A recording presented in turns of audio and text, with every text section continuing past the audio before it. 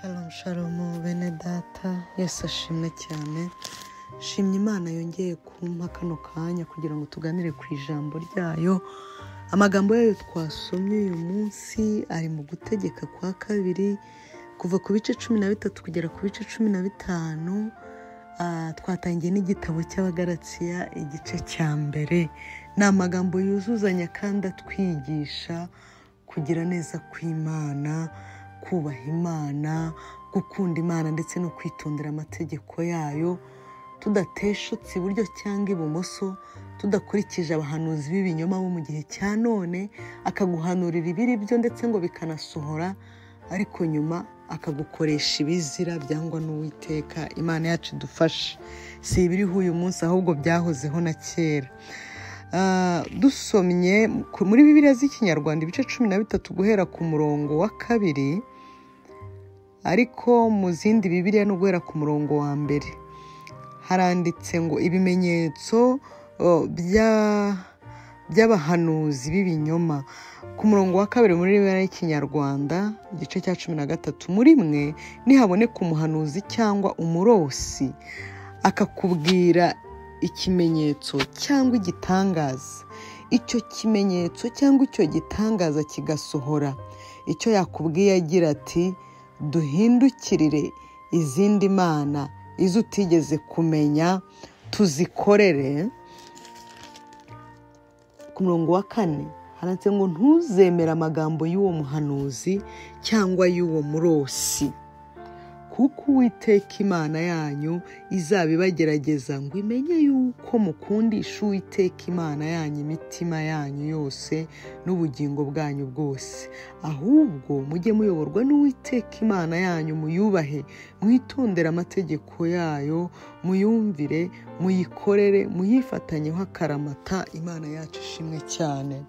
Imana, ijambo ry'Imana riratubwiye ngo umuhanuzi naza akaguhanurira cyangwa akarosi akaza akakurotera ibintu koko ukabona n'ibyo bimenyetso bikanaba, ariko nyuma akaza akagukoresha ibyaha, agashaka kukubwira ngo dusambane, cyangwa se ukabona ari kubeshyera mwene so, tujye kumubapfumu, tujye kurogesha uyu muntu.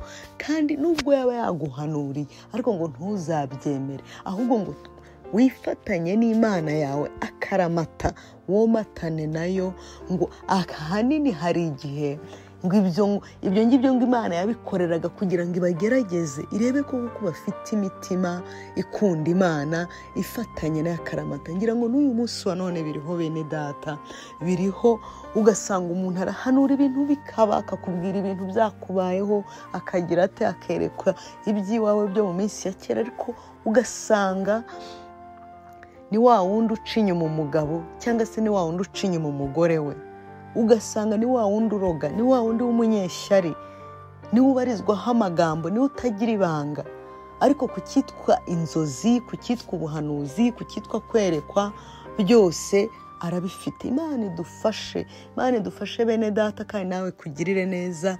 Nibwirira abakunda abahanuzi cyane bagenda babirukaho, ugasanga ugushijwe n'umuhanuzi runaka, ngo naguye, ngo yangushije, ngo kuko ngo yavuze ibi biraba, ngo ariko ngo nsanga ngo ari mu byaha. Ntabwo uwo ngo ari we wubatseho. Mureke twubakwe ku rufatiro ruzima, ku rufatiro rw'Imana, twomatane n'Imana karamata. Ntabwo abahanuzi bazigera bakugusha, ntabwo abavangiwe bazigera bakugusha.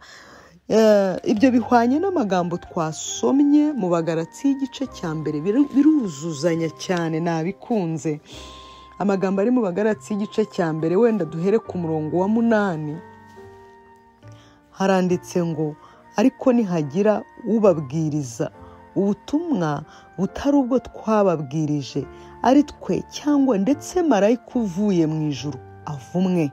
Murongo wa 9 ari nawo kuzirikanwa, ngo nk'uko twabanje kubivuga, nanone nongeye kubivuga nti niba umuntu ababwira ubutumwa budahura n'ubwo mwemeye mbere, avumwe. Imana yacu ishimwe, Imana yacu tugirire neza. N'ukuri mwene data, niba hari umuntu ukubwira ibitandukanye n'ibyo wabwirijwe mbere, ibitandukanye n'iby'ijambo ry'Imana, uwavumwe. Kabone ijambo ry'Imana ryatubwiye ngo naho yaba ari marayika uturutse mu ijuru akaguhagarara imbere, ubwo ibyo bishatse kuvuga ngo umuntu ukora ibitangaza bikomeye, naho yaba azuru wapfuye ukamubona ko azutse, ariko yarangiza akagukoresha ibyaha, uwavumwe ntuzemere.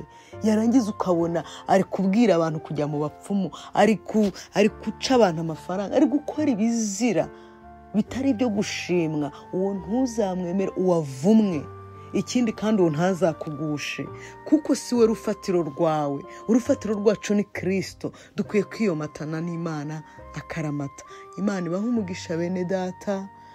Ni inshamake, ntabwo navuga ku bice byose kuko byaba birebire, ariko Uwiteka abagirire neza, mugire umunsi mwiza kandi mutangire weekend neza. Ndabakunda. Bye bye.